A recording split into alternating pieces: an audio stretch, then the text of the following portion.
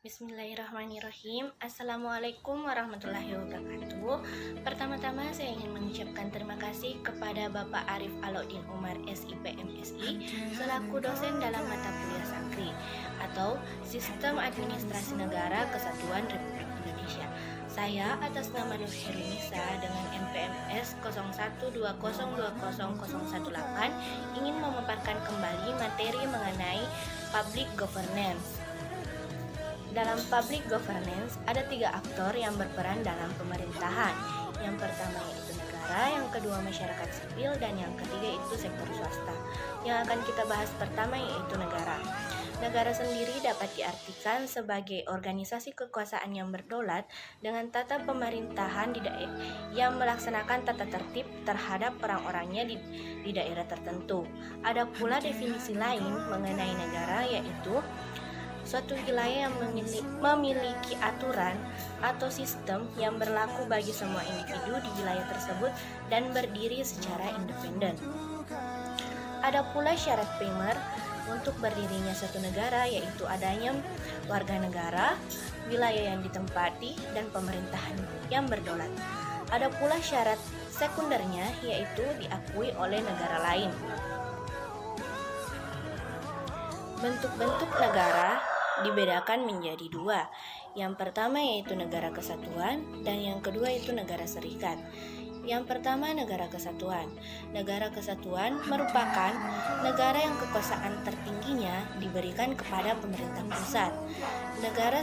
Hierarki negara kesatuan sendiri tidak ada negara lain yang terdapat di dalamnya. Negara kesatuan dapat dibedakan menjadi 2. Yang pertama itu sentralisasi atau persoalan yang diatur oleh pemerintah pusat, dan yang kedua itu desentralisasi, daerah yang diberikan tanggung jawab untuk mengatur rumah tangga sesuai dengan aturan yang diberikan oleh pemerintah pusat.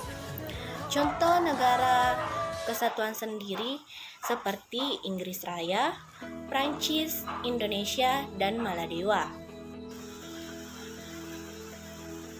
Negara serikat atau federasi merupakan bentuk negara yang di dalamnya terdapat beberapa negara yang merupakan penggabungan dari hasil pemekaran bagian. Dalam negara federasi, di sini dibagi menjadi 2 sistem pemerintahan. Yang pertama itu pemerintahan federal dan yang kedua yaitu pemerintahan negara bagian.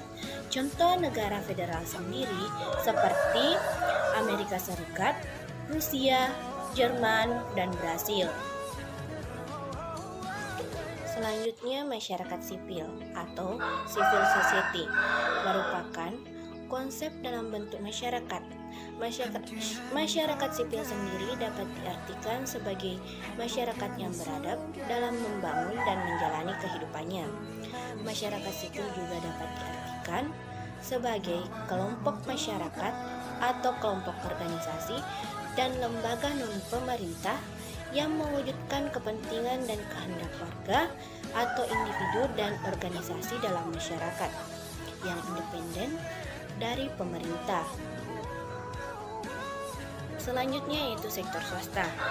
Sektor swasta sendiri merupakan bagian dari ekonomi di luar dari kepemilikan pemerintahan yang terdiri dari individu dan bisnis, dan tujuan utamanya sendiri yaitu dalam mencari keuntungan. Contoh sektor swasta seperti koperasi, kemitraan, dan masih banyak lagi.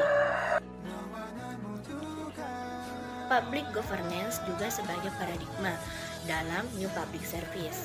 Di sini, public governance diharapkan dapat melayani warga bukan sebagai pelanggan, mencari kepentingan umum, menghargai warga negara daripada kewirausahaan, berpikir kritis dan bertindak demokratis, menyadari bahwa akuntabilitas itu tidak sesederhana itu, melayani bukan mengarahkan, serta menghargai orang bukan hanya sebagai produktivitas.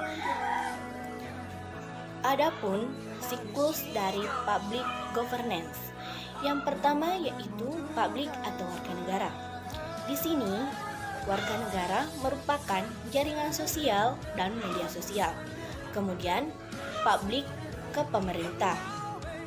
Warga negara yang terlibat berkolaborasi dengan pemerintahan.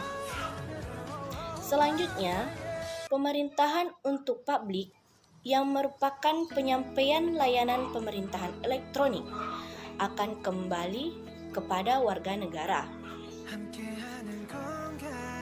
Untuk membentuk new public governance, yang harus kita lakukan yaitu yang pertama, terfokus kepada masyarakat, yang kedua itu harus dinamis, yang ketiga yaitu harus aktif, dan yang keempat, memberikan wewenang kepada pemerintah lokal untuk mengurus permasalahan yang ada di daerahnya. Yang kelima yaitu memberikan solusi atau sebagai perspektif baru dalam menerapkan dan memahami koordinasi antar sektor. Yang keenam yaitu pemerintahan elektronik. Di sini penggunaan teknologi informasi untuk memberikan informasi kepada warga negaranya.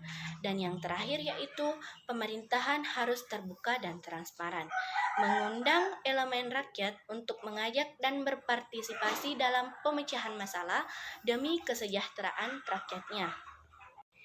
Itulah tadi pemaparan materi kembali mengenai public governance. Lebih dan kurangnya mohon dimaafkan. Wabillahi taufiq wal hidayah. Wassalamualaikum warahmatullahi wabarakatuh.